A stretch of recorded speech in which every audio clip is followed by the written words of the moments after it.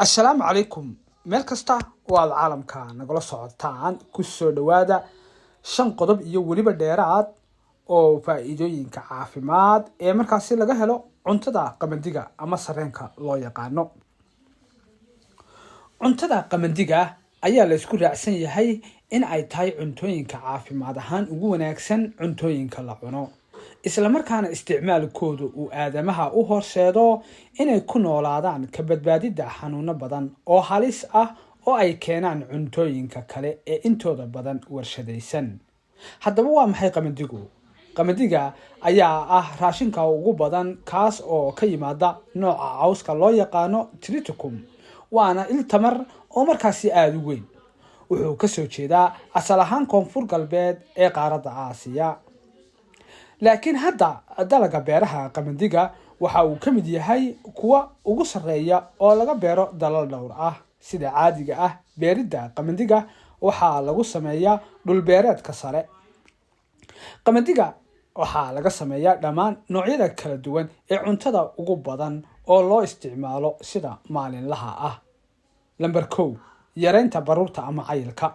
Qamandigu wuxuu leeyahay awood dabiici ah oo kaantaroosha buurnida jirka fuusha, laakiin awoodani waxa ay inta badan samaysaa ama ay u fiican tahayba dumarka isticmaala qamandigu waxay ka badbaadaan baruurta fuusha jirka, taas oo sababta xanuuno badan oo ah nooca aan daawada lahayn.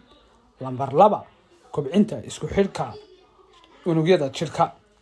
Subaga nooca qoyan ee loo yaqaano saturated fats wuxuu kor u qaadaa janisyada cudurro badan oo halis ah, halka maadada omega 3 fats ay hoos u dhigto xanuunada haleela wadnaha. Haddaba qamandiga ayaa yareeya subagaas aynu kor ku soo xusnay. 3, ka hortagga macaanka noociisa labaad.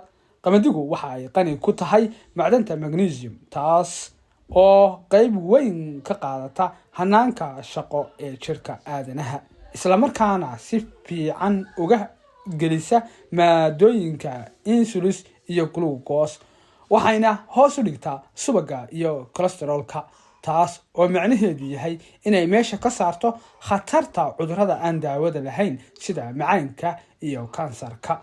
Dadka qaba xanuunka macaanka ayay fursad u tahay in ay sonkorta ku kaantaroolaan cunitaanka qamandiga ama sareenka. Qodobka 4, ka hortagga kansarka ku dhaca naasaha dumarka.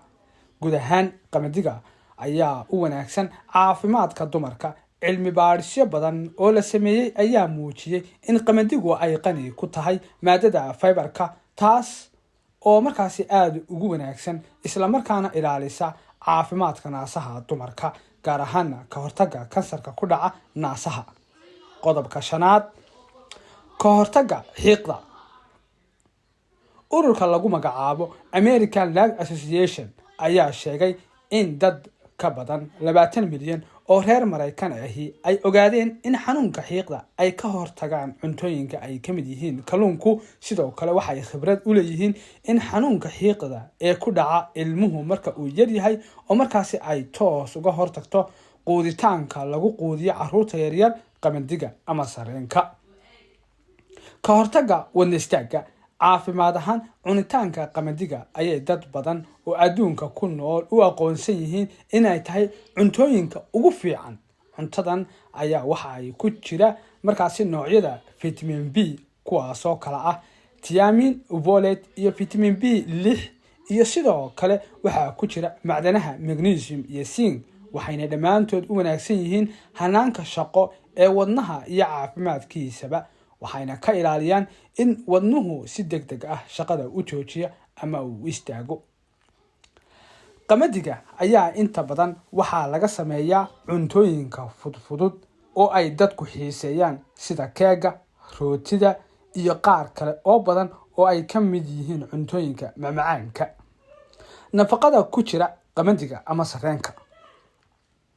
Qamandiga ama sareenka aan la sifayn waxaa ku jira carbohydrate isku dhafan, fiber cunto iyo qadar dhexdhexaad ah oo borotiin ah, sida laga soo xigtay USDA National Nutrient Database. Sareenka soo baxay wuxuu hodan ku yahay walxaha catalytic-da cusbada macdanta calcium, magnesium, potassium, chlorine, arsenic, silicon, magnesium and zinc, iodine, copper, vitamin B iyo vitamin A.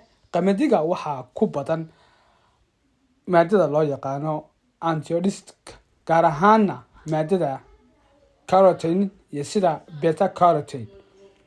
waxaa la og yahay in qamadigu uu yahay isha ugu weyn ee vitamin B ee dhismayaasha cuntada adduunka oo dhan. waxaana ku jira fitamino sida thiamine, folic acid, vitamin B6 iyo macdanta sida magnesium iyo manganese iyo zinc, iyadoo isla markaasina ay saliidda qamadiga ay hagaajiso xoogga iyo sidoo kale waxayna kordhisaa cimriga aadanaha. intaas ayaynu saaxiibayaal ku soo koobaynaa warbixintaasi.